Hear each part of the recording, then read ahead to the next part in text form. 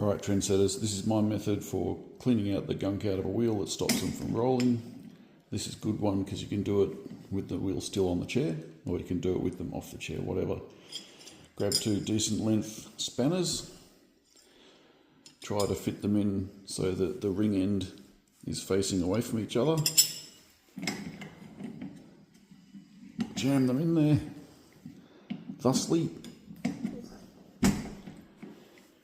Grab your fulcrum. I'm using a 19mm socket.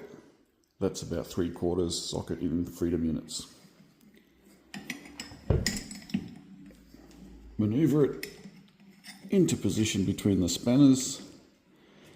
Jam it down nice and close. And then start squeezing. And voila, it's that easy. Now for the second part of the process, get the wheels out, the axle and the wheel out of the housing.